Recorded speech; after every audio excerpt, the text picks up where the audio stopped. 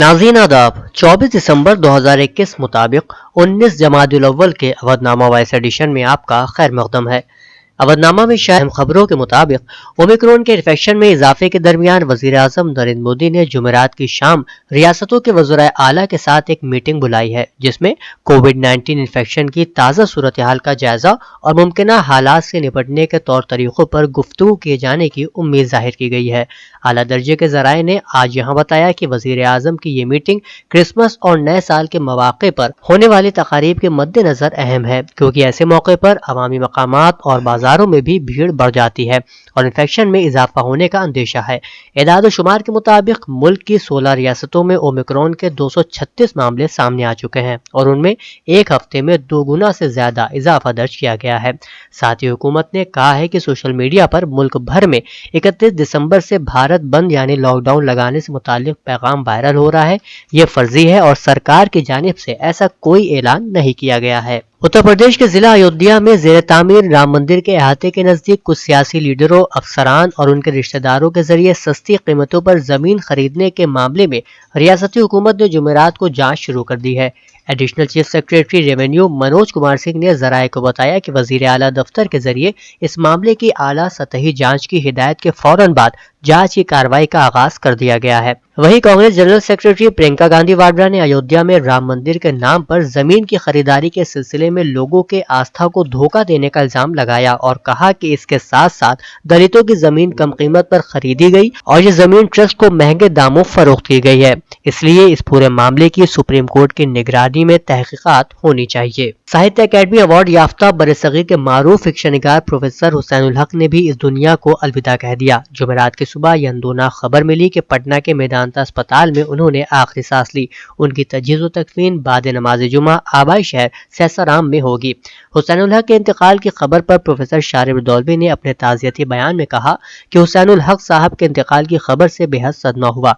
वो उर्दू के एक ऐसे अफसाना निगार थे जिन्होंने न सिर्फ ये कि अफसाने को एक बेकार और एतबार बख्शा, बल्कि इसकी तनकीद के सिलसिले में भी नुमाया काम अंजाम दिए। उनके अफसानों के मजमूए, नॉवेल, खुसूसन फुरात और अमावस में ख्वाब ऐसी तहरीरें हैं जिनको भुलाया नहीं जा सकता। उनके अफसानों और कलम की खूबी यह है कि उन्होंने अपने माहौल, जिंदगी, जमाने के हालात और सियासत किसी को नजरअंदाज नहीं किया। उन्हें बहुत से एजाजात से भी नवाजा गया। उन्हें साहित्य अकेडमी और गालिब अवार्ड भी मिले। उनकी जिंदगी का आखिरी award Shamim Nikhat fiction award 2020 है, जो हाल ही में उन्हें मिला था। उर्दू अदब की तारीख में हमेशा हुसैनुल हक का नाम नुमाया रहेगा। एक और खबर के मुताबिक पंजाब के सनती शहर लुधियाना के कोर्ट कैंपलेक्स के रिकॉर्ड रूम के सामने वाली मंजिल पर आज दोपहर होने वाले धमाके में एक शख्स की मौत हो गई और 5 दीगर जख्मी हो गए। पुलिस कमिश्नर गुरप्रीत सिंह भल्लर ने आज यहाँ कहा कि धमाके की जांच की जा रही है और फॉरेंसिक टीम और बम डिस्पोजल स्क्वाड मौके पर पहुंचकर मामले की गहराई से तफ्तीश कर रहे हैं और जल्दबाजी में कुछ कहने के बजाय तहकीकात के बाद ही हकीकत सामने आ सकेगी। शिया वक्फ बोर्ड के साबिक चेयरमैन की जानिब से पैगम्बर इस्लाम सल्लल्लाहु अलैहि वसल्लम के बारे में सोशल मीडिया पर दिए जाने वाले मुतनाज़िया बयानात पर दायर दरख्वास्त की समाअत करते हुए इलाहाबाद हाई कोर्ट ने नारायण त्यागी उर्फ वसीम रिजवी और हुकूमत से जवाब तलब किया है। अदालत ने कहा है कि समाज में बदअमनी फैलाने वाले बयानात दुरुस्त नहीं है। हुकूमत 2 हफ्तों में इस मामले पर अपना जवाब दाखिल करे। इस मामले की अगली समाअत 13 जनवरी को होगी। कर्नाटक असेंबली ने जुमेरात को हंगामे के दरमियान तब्दीली मजहब बिल कर्नाटक मजहब की आज़ादी के हक के तहफ़्फ़ुज़ 2021 को मंजूरी दे दी है। बिल पर बहस के दौरान वजीर आला बिस्वाराज बोमई की क़यादत वाली हुकूमत ने अपोजिशन कांग्रेस को बैकफुट पर लाकर खड़ा कर दिया। बोमई हुकूमत ने दावा किया सिद्धारमैया के वजीर आला के ओहदे पर रहते हुए कांग्रेस की जानिब से इस कानून की शुरुआत की गई थी। बरसरे इख्तिदार ख़ैमे में ऐवान के रूबरू अपने दावे की हिमायत करने के लिए उन्होंने दस्तावेज भी पेश किए। अवधनामा में शायद जिले की खबरों के मुताबिक आज जुमेरात को तहसील टांडा के 4 गांव में वाक़ मकानात के मालिकान को मिल्कियत सर्टिफिकेट तकसीम करने के लिए एक प्रोग्राम का इनेकाद किया गया, जिसमें टांडा रुकन असेंबली संजू देवी के नुमाइंदे श्याम बाबू गुप्ता ने खास तौर पर शिरकत की। हजरत सैयदना शाह विलायत ख्वाजा शाह उस्मान जहांगीर चिश्ती बुखारी का उर्स दरगाह शरीफ में धूमधाम से मनाया गया। उर्स में बड़ी तादाद में अकीदतमंदों ने दरगाह पर हाजिरी देकर चादरें भी पेश की और मुल्क के अमन अमान के लिए दुआएं भी की। दरगाह के ज़्यादा नशीन की सरपरस्ती में उर्स की तमाम तकरीबात अंजाम दी गई। उर्स के दौरान तमाम अकीदतमंद ज़ायरीन ने लंगर चखा। वाज़ेह हो कि हजरत शाह विलायत हसनी बुखारी सादात में से हैं। आप सैयदना ख्वाजा उस्मान हारूनी के मुरीद और खलीफा हैं। ख्वाजा उस्मान हारूनी के विसाल के बाद आप अपने बड़े पीर भाई हुजूर ख्वाजा मोइनुद्दीन चिश्ती से मुरीद हुए थे। ڈپٹی ڈائریکٹر زراعت ہری شنکر بھارگو نے بتایا کہ آج سابق وزیر اعظم حکومت ہند آجہانی چودھری چرن سنگھ کی یوم پیدائش کے موقع پر ضلع سطح کا کسان سمان دیوس، کسان میلہ، نمائش، سیمینار اور ریاستی خواتین کی جانب سے سبزی شو کا انعقاد حمیرپور کے کالج میں کیا گیا۔ پروگرام کا افتتاح ضلع مجسٹریٹ ڈاکٹر چندر بھوشن نے فیتا کاٹ کر کیا۔ پروگرام کا آغاز کرنے کے بعد ضلع مجسٹریٹ نے کہا کہ کسان جدید ٹیکنالوجی کا استعمال کر کے اپنی آمدنی میں اضافہ کر سکتے ہیں۔ ایک طرف جہاں ریاست کے اعلیٰ افسران ریاست میں غیر قانونی کانکنی کے خلاف سختی کر رہے ہیں، وہیں دوسری طرف انتظامیہ کی نگرانی میں بندیل کھنڈ کے حمیرپور ضلع میں غیر قانونی کانکنی عروج پر ہے۔ مقامی پولیس اور محکمہ معدنیات کی ملی بھگت سے کرارا تھانہ علاقے میں ٹریکٹروں کے ذریعے غیر قانونی مواد کا کاروبار عروج پر ہے، لیکن اس کے بعد بھی غیر قانونی کانکنی کا یہ دھندا انتظامی افسران نظر نہیں آ رہا ہے۔ ذرائع کی مانیں تو یہ غیر قانونی مائننگ مقامی انتظامیہ اور محکمہ معدنیات کی ملی بھگت سے جاری ہے، اور سرکاری ملازمین بھی غیر قانونی کانکنی میں بہت زیادہ پیسہ کما رہے ہیں۔ گزشتہ ایک ہفتے سے سرد ہواؤں کے ساتھ گھنے کہرے کی مار جھیل رہے راہگیروں کے لیے نگر پالیکا سنبھل کی جانب سے جگہ جگہ الاؤ کا انتظام کیا گیا، جس کے آس پاس لوگوں کی بھیڑ جمع تھی۔ رکشہ چلانے والے اور راہگیر بھی الاؤ سے اپنی ٹھنڈ دور کرتے دکھائی دیے۔ یونٹی کالج میں کالج کے شعبہ اردو اور اتر پردیش اردو اکیڈمی کے زیر اہتمام ادبی پروگرام شیریں زبان اردو کا انعقاد کیا گیا، جس میں تقریری مقابلہ، اردو اسکرپٹ ریڈنگ، کوئز مقابلہ اور بیت بازی کے مقابلے کا انعقاد ہوا۔ سورت زیدی چیئرمین فخر الدین علی احمد میموریل کمیٹی نے بحیثیت مہمان خصوصی اور پروفیسر شارب دولوی نے بطور مہمان اعزازی شرکت فرما کر رونق بخشی۔ تقریری سلسلے میں بصیرت فاطمہ نے اول، حل عطا نے دوسرا اور نشرہ فاطمہ نے تیسرا مقام حاصل کیا۔ بیت بازی کے مقابلوں میں تیسرے مقام پر میر تقی میر کی ٹیم، دوسرے مقام پر ٹیم مرزا غالب اور اول مقام فیض احمد فیض کی ٹیم نے حاصل کیا۔ اردو اسکرپٹ ریڈنگ میں بطول عظما کو اول، فاطمہ رزمی اور کلثوم فاطمہ کو دوم اور مسکان فاطمہ کو سوم مقام حاصل ہوا، جبکہ کوئز مقابلے میں پہلا انعام یسار عباس اور علی جعفر نے حاصل کیا، جبکہ محمد عاقب نے دوسرا اور وجیح زہرا نے تیسرا مقام حاصل کیا۔ سماجوادی پارٹی کے سربراہ اکھلیش یادو نے جمعرات کو سابق وزیر اعظم چودھری چرن سنگھ کی جینتی یوم کسان کے موقع پر انہیں خراج عقیدت پیش کرتے ہوئے حکومت سے انہیں بھارت رتن دینے کا مطالبہ کیا۔ اکھلیش نے ٹویٹ میں لکھا کہ ہر دل عزیز چودھری چرن سنگھ جی کی جینتی پر انہیں یاد کرتے ہوئے دلی مبارکباد۔ ہم آج یوم کسان کے موقع پر کسانوں اور ملک کے لیے اپنی زندگی وقف کرنے والے سابق وزیر اعظم چودھری چرن سنگھ جی کو بھارت رتن دینے کا پرزور مطالبہ کرتے ہیں۔ اسلام کے آخری پیغمبر حضرت محمد مصطفیٰ صلی اللہ علیہ وآلہ وسلم دنیا کو سچائی، ایمانداری، بھائی چارہ، امن و امان اور انسانیت کا سبق سکھانے آئے تھے،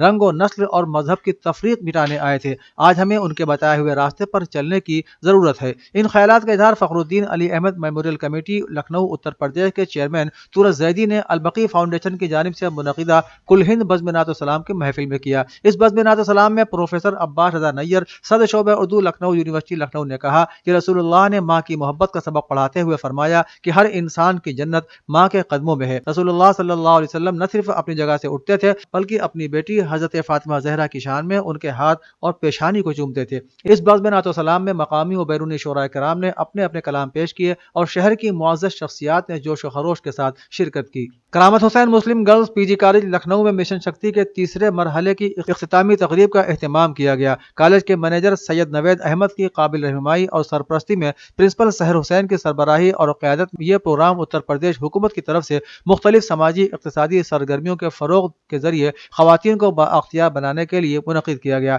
اس پروگرام کے مہمان خصوصی اے سی پی جیا شانڈیلیا جو لکھنؤ میں خدمات انجام دے رہی ہیں، 2007 بیچ کے پی پی ایس افسر ہیں، موجود تھیں۔ خدمت خلق اس وقت انسانی دلوں کو آپس میں جوڑنے کا ایک اہم ذریعہ ہے اور وقت کا تقاضا ہے کہ انسانی رشتوں اور سماجی اقدار کے تحفظ کے لیے خدمت کے میدان میں نوجوانان ملت خود آگے آئیں اور انسانی قلوب کو آپس میں مربوط کریں۔ درج بالا خیالات کا اظہار اسلامک سینٹر آف انڈیا کے ترجمان مولانا محمد سفیان نظامی نے لکھنؤ اسلامک اکیڈمی کی جانب سے معظم نگر میں منعقد جلسے میں کیا۔ معروف مذہبی رہنما مولانا ڈاکٹر کلب سبطین نوری جلسے کی صدارت کر رہے تھے۔ اودھنامہ کے جہاں نما صفحے پر شائع رپورٹ کے مطابق افغانستان میں موجودہ داعش خراسان نامی گروپ انفراد افغانستان اور پاکستان میں کارروائیاں کرتا ہے، جو بنیادی طور پر تحریک طالبان پاکستان، افغان طالبان اور اسلامک موومنٹ ازبکستان کے سابق اراکین پر مشتمل ہے۔ دہشت گردی سے متعلق رواں ہفتے جاری کردہ ایک امریکی رپورٹ میں کہا گیا، امریکی محکمہ خارجہ کی سالانہ رپورٹ میں تخمینہ لگایا گیا ہے کہ افغانستان سے کارروائیاں کرنے والے داعش خراسان میں اب بھی تقریباً 1000 جنگجو شامل ہیں۔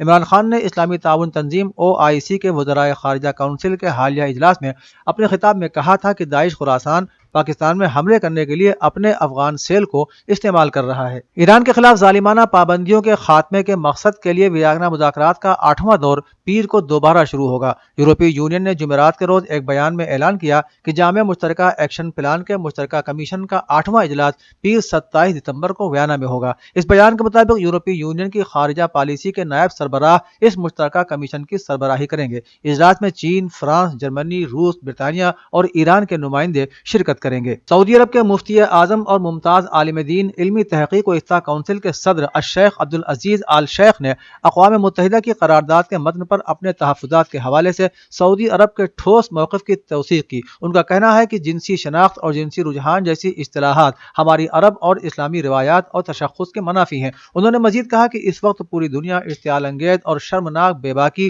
جھوٹے دعووں، فرسودہ نعروں اور حقیر کجروی سے دوچار ہے، جس کا مقصد انسان سے اس کی انسانیت اور ان کی بہترین خصوصیات سے محروم کرنا ہے جن سے اللہ تعالیٰ نے اسے نوازا ہے، حالانکہ خدا نے انسان کو دوسری مخلوقات پر فضیلت دی ہے۔ انہوں نے وضاحت کی کہ اللہ تعالیٰ نے اپنی کتاب عظیم میں اس بات کی وضاحت کی ہے کہ اس نے قوم لوط کے ساتھ کیا کیا۔ امریکہ کے سیکرٹری اسٹیٹ اینٹونی بلنکن نے افغانستان کی صورتحال پر اسلامی تعاون تنظیم کے وزرائے خارجہ کے غیر معمولی اجلاس کی میزبانی پر پاکستان کا شکریہ ادا کیا ہے۔ ٹویٹر پر جاری بیان میں سیکرٹری اسٹیٹ اینٹونی بلنکن نے کہا کہ افغانستان پر OIC کا غیر معمولی اجلاس ہمارے مشترکہ عزم اور مستحقین کی مدد کے لیے اقدامات کی اہم مثال ہے۔ انہوں نے کہا کہ اس اہم اجلاس کی میزبانی کرنے اور عالمی برادری کو افغانستان کے لوگوں سے تعاون جاری رکھنے کے لیے شرکت کی دعوت دینے پر ہم پاکستان کا شکریہ ادا کرتے ہیں۔ OIC کے وزرائے خارجہ کونسل کا غیر معمولی اجلاس اتوار کو اسلام آباد میں ہوا تھا، جہاں 57 اسلامی ممالک کے مندوبین کے ساتھ ساتھ دیگر ممالک سے مبصرین نے بھی سیشن میں حصہ لیا تھا۔